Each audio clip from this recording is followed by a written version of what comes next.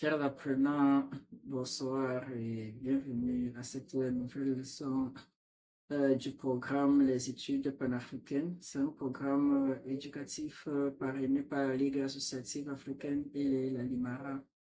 La Ligue associative africaine est une organisation panafricaine continentale qui vise à unir tous les peuples africains. Et la LIMARA est un parti politique camerounais qui vise à faire une révolution au Cameroun. Donc, ce sont les deux organisations qui parrainent ce programme. Et nous sommes dans le cadre de la leçon La religion et nous étudions aujourd'hui le module La cosmogonie. Et aujourd'hui, nous allons voir la leçon Le développement et le maintien de la création. Nous avons vu dans la leçon précédente les modes de création et cette fois-ci, nous allons voir comment s'est maintenue la création et comment elle s'est développée. Avant qu'on arrive, nous vous rappelons que nous faisons notre formation. Nous faisons les formations en économie politique, en journalisme, en développement personnel, en entrepreneuriat, et beaucoup d'autres formations. Et nous accompagnons également ceux qui font les tests de langue internationaux comme le TCF, le TEF, le DALF et autres.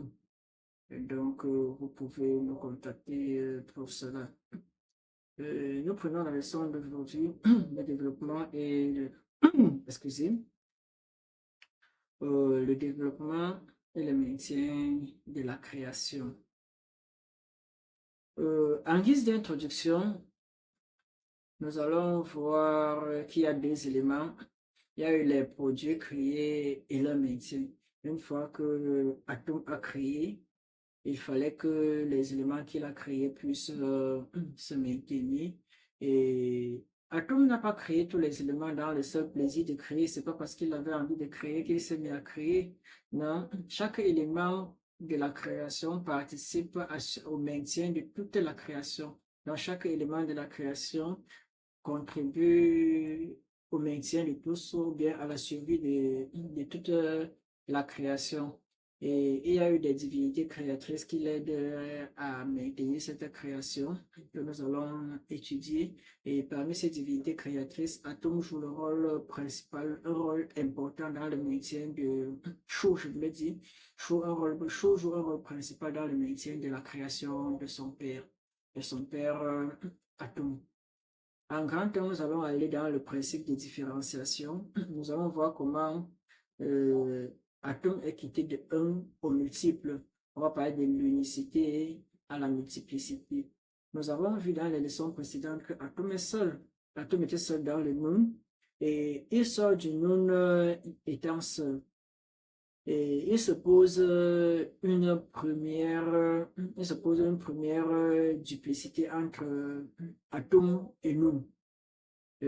Atome est avec nous. Et c'est ce qui occasionne le dialogue.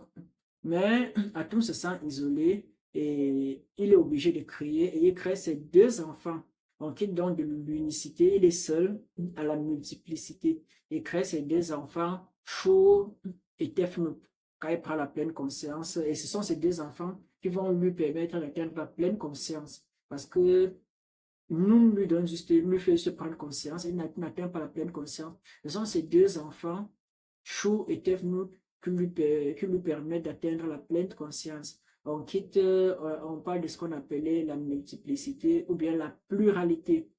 Atom n'est plus seul, Atom est désormais avec ses enfants. On cite ce texte, ce passage des textes des sarcophages.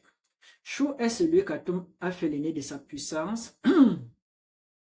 Chou est celui qu'Atom a fait l'aîné de sa puissance lorsqu'il mit au monde Chou et Tefnut à Héliopolis, lorsqu'il était un et qu'il devint trois. C'est ce qu'on appelait la première trinité.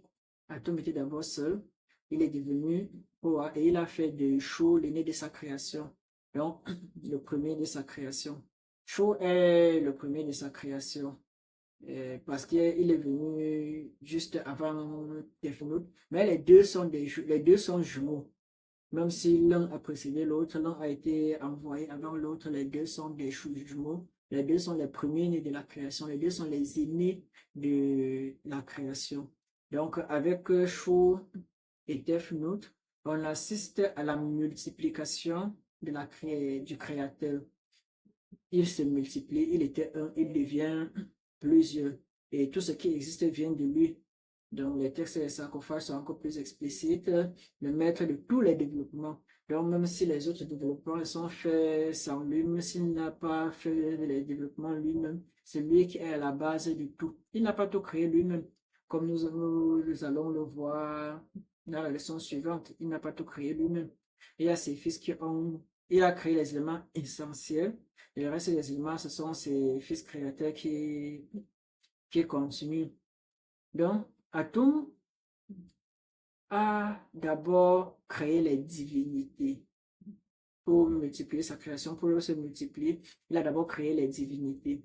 Et dans les divinités, il a créé le premier couple divin. Le premier couple divin, il s'agit du couple Shu et Tefnut.